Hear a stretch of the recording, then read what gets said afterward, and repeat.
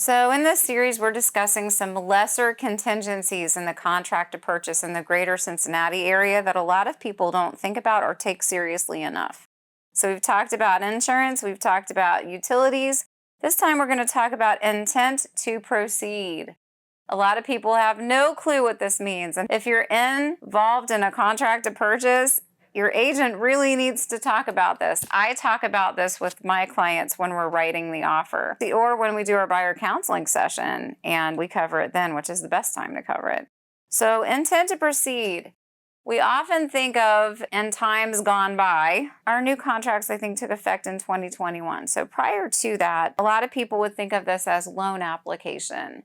But intent to proceed is more than loan application. So with intent to proceed, you do have to have all the documentation into the loan officer that they have requested and that they require to get the loan disclosed.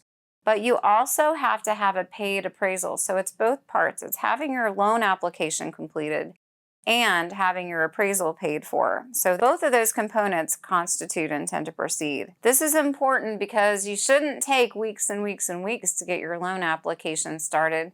We had a lot of people in the past who would try to wait until inspections were over to do that, and you never want to do that. The loan process has to kick everything off. You have to have your address locked in. If you have questions about that, I can connect you with a qualified loan officer.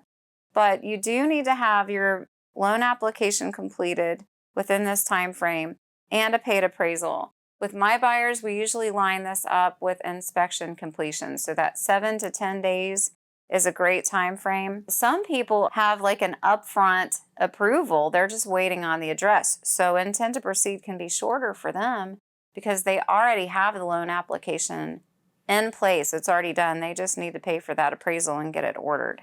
So you can have a wide range of dates for intent to proceed. You just want to make sure that you're correct, because what can happen if you don't meet your intent to proceed deadline is that the seller does have a right per our contract to terminate. I'm not an attorney, but it's clearly written in the contract that they do if the buyer doesn't have intent to proceed on time.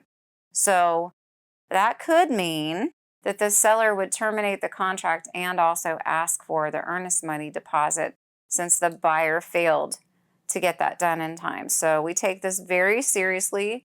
It is crucial that we get that loan application done, get the appraisal paid for, and move on. Because your intent to proceed, your loan application, and your appraisal payment have nothing to do with inspections. I just like to line that time frame up so that the buyers have a good look at the property, through inspections through that lens before they move on. But make no mistake, those things have nothing to do with each other. Got a lot of people who think that the appraisal is just going to be done after inspections, and that's not always true.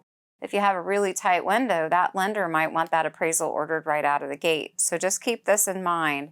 Intent to proceed is very important in our contract in Greater Cincinnati, and it could potentially cause you to have your earnest money released back to the seller if you do not have your ducks in a row. So keep all of that in mind. This is really important, and there may be follow-up questions to this. So if you have a question about this topic or any other, please feel free to reach out to me by phone, text, email, or private message. And if you're watching on YouTube, click subscribe. Thanks. Bye.